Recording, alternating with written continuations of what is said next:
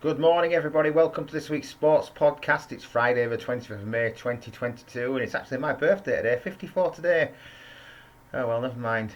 Let's move on to the more important stuff now. Then we'll start looking at this week's the sports taken place over the last week or so. And we'll start, as we often do, with the Premier League, and it all goes down to Sunday in terms of both the title race and the relegation positions. It's more clear cut now at the bottom. At the top, for the title, Man City lead Liverpool by 1 point going on to Sunday's games. Man City play Villa at home and Liverpool at home to Wolves. My personal view is I think both teams will win those games, and City may well take the title on that basis. The other thing I've not mentioned also is the fight for fourth place, but I've got to say Tottenham certainly have the upper hand there because they're 2 points in front of Arsenal and they're playing Norwich away. I know it's away, but the way Tottenham are playing, and we know how bad Norwich have been all season. And Arsenal's form's dipped again. They've lost 2-0 at Newcastle on Monday evening, so I think you've got to favour Tottenham there. At the bottom, it's now down to just simply Leeds or Burnley after last night's results, where Burnley took a 1-1 draw away at Villa, and Everton came from 2 down at half time to beat Crystal Palace 3-2 at Goodison to secure their safety. So they're safe now, so it's down to Leeds or Burnley. Like I say, Burnley are at home to Newcastle, Leeds are away to Brentford. Sky are showing the Brentford Leeds game, and they're also showing the Man City and Liverpool games. They all start on TV at 2:30 and the kickoffs are all 3 o'clock as far as I believe. So as far as I'm aware. So that's something to look forward to on Sunday. If you're a big football fan, set yourself for an afternoon in front of a TV. Elsewhere, still talking Premier League technically. Huddersfield have reached the playoff final, the Championship playoff final, where they'll play Nottingham Forest. Forest disposed of Sheffield United on penalties after a very tight and fraught second leg at the City ground. So they're the two teams that I want to see in the final, really. So I've got to say, personally, I'd like to see Forest get back into the Premier League. A lot of local people obviously will support Huddersfield Town and want Huddersfield, but personally, I'd rather see Nottingham Forest. Away from the Premier League, cup competition settled this week and last week. Liverpool beat Chelsea in the FA Cup final after penalties. After a 0-0 draw over 120 minutes, it was like a carbon copy of the Carabao Cup final. The only real difference this time was that the quality of the attacks weren't as good, and Chelsea didn't bring the goalkeeper on for the penalties, which was probably a good thing.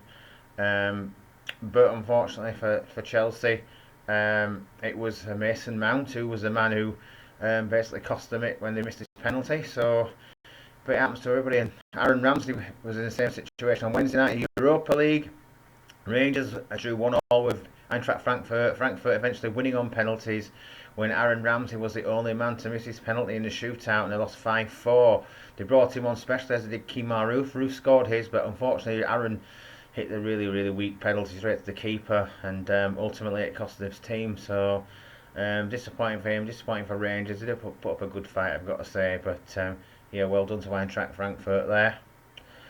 In the National League, Halifax Town played a part in the title decider. They played at Stockport. Stockport beat Halifax 2-0, and therefore Stockport are now promoted back to League 2, to the Football League, so well done to them. And Halifax now finished 4th, and the first eliminator playoff match is against Chesterfield at the Shea at home on Tuesday evening, 7:45 kick-off. You don't need a ticket, you can pay on the day. Apart from Chesterfield fans, they have to use tickets, and I think they've been allocated 2,800 tickets, so I'm expecting a really, really large crowd. It is on BT Sport, Tuesday evening, like I say. The other playoff game is Monday evening, I believe that's Notts County against Grimsby, and the winners will go through to face, Halifax, if it can win, will play Solihull, and the winners of the game will play Wrexham. So plenty to play for there. Okay, and moving away from football now, I think that's football covered for this week. We're going to talk about cricket, and the Halifax Cricket League last weekend saw some interesting results. None more so than the game between Booth and SBCI, which finished as a tie, and both sides scored 197 actually. So SBCI scored 197 for 6, and Booth are all out for 197. The highlights from the game: Rob Laycock scoring 52 for Booth, Alex Schofield taking 4 for 47 for SBCI. So yeah, tie there. Don't often see that many of those these days. Or actual draw, as we say. I know the website says draw, but most of them aren't actual draws, if you know what I mean. Bradshaw were beaten by Myvenroyd by 48 runs. Myvenroyd scored 246 for 8. Rooney Rizak was the top scorer there, 46 not out. Anthony Langton taking 4 for 43 for Bradshaw. In reply, the only real response was from Mickey Hustler. He scored 73. And Jack Earl did well with the ball for Myvenroyd. He took 4 for 73. And like I say, 48 run victory there for Myvenroyd. A better performance from Silverbridge in terms of batting, but they were still defeated unfortunately by Copley, who beat them by 7 wickets. Silverbridge totaled 217 for 8, and Copley scored 219 for 3. In that match, we saw Ian Hartley take 4 wickets for Copley in the Silverbridge innings, 4 for 53. And then when it came to the batting side of things, they were 67 for 3 at one point with Copley. Looked to be struggling maybe a little bit, but then Gav Whip come up with a great partnership with Craig Chew. Gav Whip scoring 107 unbeaten, and Craig Chew 62 unbeaten to see Copley home in a fairly comfortable victory in the end. Thornton beat Illingworth by 5 wickets. Illingworth for 103 all out. Thornton 104 for 5. There were no real contributions with the bat for Illingworth. Basically, the damage was done by Brad Weatherhead. He took 5 for 52. In response, Matty Smith, the captain of Illingworth, took 4 for 52, but it was too little too late, really, and despite his solo effort, we couldn't do anything about it, and Thornton cruised home, really. Exciting game, Ludden Foot against Great Horn Park Chapel. A 3-run victory even for Ludden Foot, 158 for 2. Great Horn Park Chapel all out for 155. It was Jacob Whitehouse who did most of the damage for Ludfoot. He scored an unbeaten 76. And in response, Great Heaton Park Chapel, Ricky Hassel put in a good effort. He scored 49, but Conor McGow took 4 for 41 for Ludfoot to see them home just by the narrowest of margins, really. And in the final game, we saw Triangle just about overcome Whalley. Triangle 237 for 9. Curtis Whippy got 82 not out, and Milton Greenwood took 6 for 100 for Whalley. But as it turned out, that might have been the difference between the two, because Curtis got that 82 and Milton conceded quite a lot of runs. He took 6 wickets, but he conceded 100 runs off 14 overs. But that's maybe partly down to the fact that the type of pitch and where they play, and it's obviously a high run scoring pitch, or generally is a high run scoring pitch. So don't want to criticise, because 6 wickets is pretty good. So well done to Milton Greenwood. In response, Whalley 227 for 9. Like I say, Fahim Katara scored 80, and Nolan Bottomley scored 51. They tried really hard to try and reach the target required, but Nathan Madden took 5 for 41. For Triangle, and that was enough to see them home as well, on top of the performances already mentioned. So yeah, they were the results from last weekend. Some good performances there, individual performances, and well done to all those that performed so well. This weekend we've got Great Horn Park Chapel are at home to Bradshaw. Illingworth St Mary's at home to Whalley. Myvenroyd take on Copley. Strawberry Bridge are at home to Booth. SBCI are at home to Triangle, and Thornton are at home to Ludfoot. So 2 teams in form there, Thornton and Ludfoot. That should be an interesting one. See what the outcome of that one's going to be. So yeah, let's hope the weather plays fair again, as always we hope for, and we get some more good performances this weekend. Moving away from the Halifax League now, looking at the England setup. Matthew Mott was announced this week as the new white ball coach for England.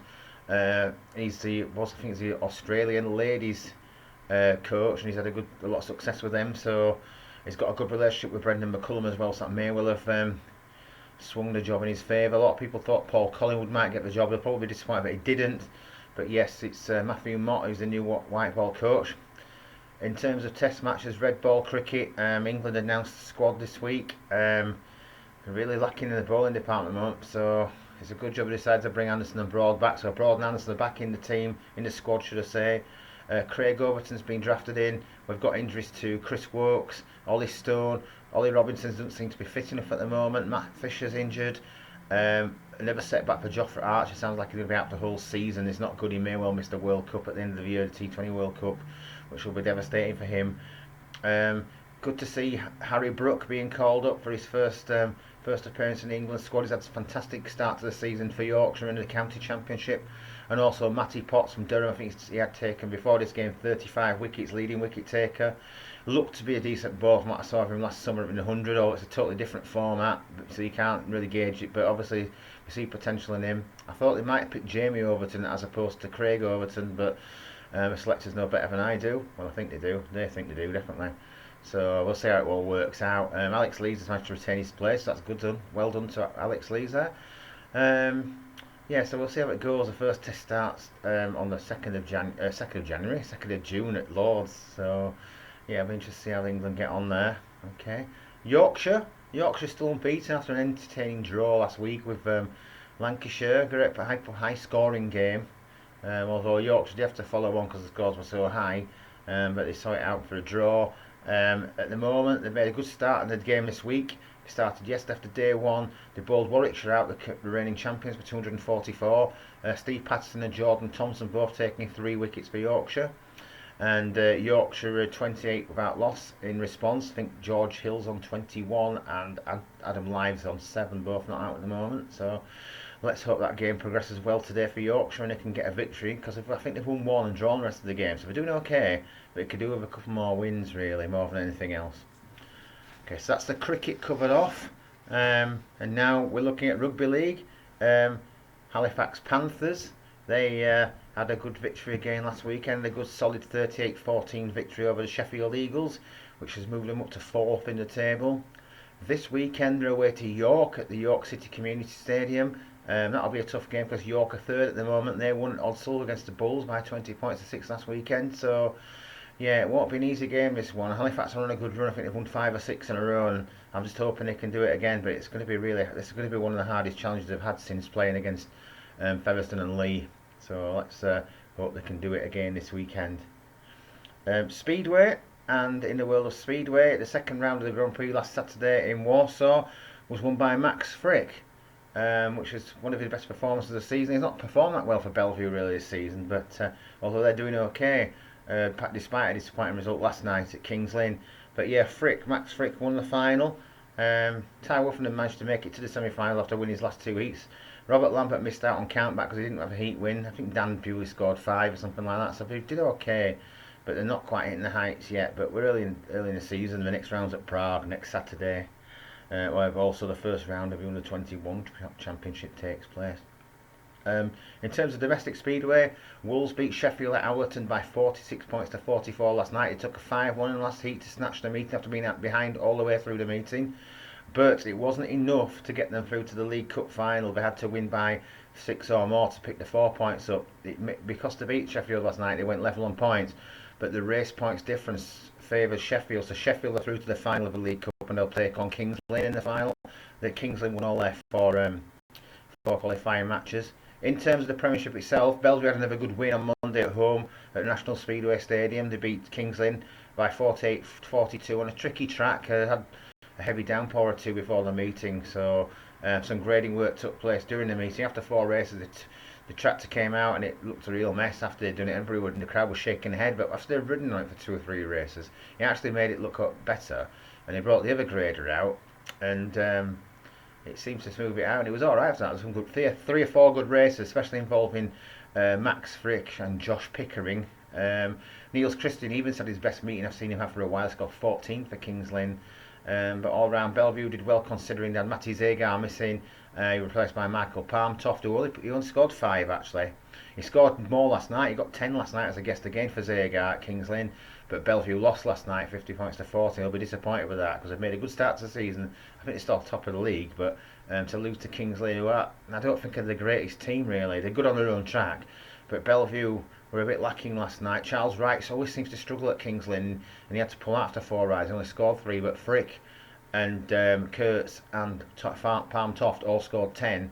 The reserves didn't do so great. Tom Brennan got 4. He had 1 good ride. He beat Niels Christian Everson in Heat 1, but after that, struggle came last in the reserves race. So they'll be disappointed with that. And now they'll be looking forward to the, I think it's the first round of the Premier League pairs, or whatever you call it, having a round at each track, and it's live on the Speedway streaming service at is available, so you can actually subscribe if you want to watch it, because it's on Eurosport. I don't think there's going to be any speedway on Eurosport apart from the next Grand Prix over the next 2 or 3 weeks, because the French Open tennis starts this weekend. So we won't be seeing any speedway apart from that Grand Prix in Prague over the next 2 or 3 weeks or so. So there you go. Stock cars next, and in the world of stock cars last weekend, Mick Sauder took the final at Northampton. He doesn't race that often these days, but nice to see him get a victory in the final. His son Charlie's been going well this season as well. I'm not sure if he raced, I don't think he did, but he's racing this weekend. This weekend's meeting's at Kings Lynn. They've got 45 cars booked in so far, 43 actually, I think I remember rightly. A couple have cancelled, but Ryan Harrison's been added to the list, so he'll be back. I think he might have been to America, but he's back racing this weekend. Tom Harris over there, Matt Newson, Frankie Wayman Jr. Most of the top guys are going to be there, even though it's not exactly, and it's just a bog standard meeting. So yeah, something to look forward to for you stock car fans at the Kings Lynn meeting this weekend. In the world of darts, last night saw Joe Cullen keep his hopes of a semi-final place alive in the Premier League darts. He beat Johnny Clayton 6-4 in the final, so it's now going to be a straight shootout between Cullen and Wright for the last place in the semi-finals next weekend. It's in Newcastle night 16, so, and they actually meet each other in the first game, so it's going to basically all or nothing on that first game. Johnny Clayton 6 points ahead of Michael van Gerwen in the overall standings, so they're already qualified. So James Wade's the other player who's already qualified. He's on 25 points, but let's say Cullen and Wright are both on 22. The other three are out of the tournament. Michael Smith, Gary Anderson and Gerwin Price, they've been eliminated already. So yeah, big match for Cullen and Wright next Thursday, and we'll see how it goes. Okay, and finally, I've already mentioned the tennis, French Open tennis. I don't intend to go into much detail about it at the moment. We'll have a look at it next week once it's underway. I guess you're looking at either Nadal or Djokovic to win the men's title, and Iga Swiatek looks like she's going to be the favourite for the ladies' tournament. She's been in really good form. The other one to watch out in the men's tournament, I just remembered, is Alcaraz, the young 19-year-old. He's been performing really well, especially on clay, so he could be a dark horse actually, and could be a threat to Djokovic or Nadal, but we'll see how it goes. Yeah, last subject this week is Formula 1. We've got Formula 1 race again this weekend. It's the Spanish Grand Prix in Barcelona, Catalonia circuit, where we should see the continuation of the battle at the top of the table between Max Verstappen and Charles Leclerc. It's been a good battle between the two of them so far. George Russell's been performing alright for Mercedes. Lewis Hamilton not so well, although I do seem to be improving over the last race or two, so we'll see now how they get on when it comes to the Spanish Grand Prix, and also next weekend it's the Monaco street race. So that's where we are with the sport for this week. I hope you've enjoyed watching as always, and I'll be back next Friday with a further update for you. So until then, it's bye from me. Don't forget, if you're watching on YouTube or you're on Facebook and get to YouTube, don't forget to press the like, share and subscribe button. Okay, thanks for now. Bye.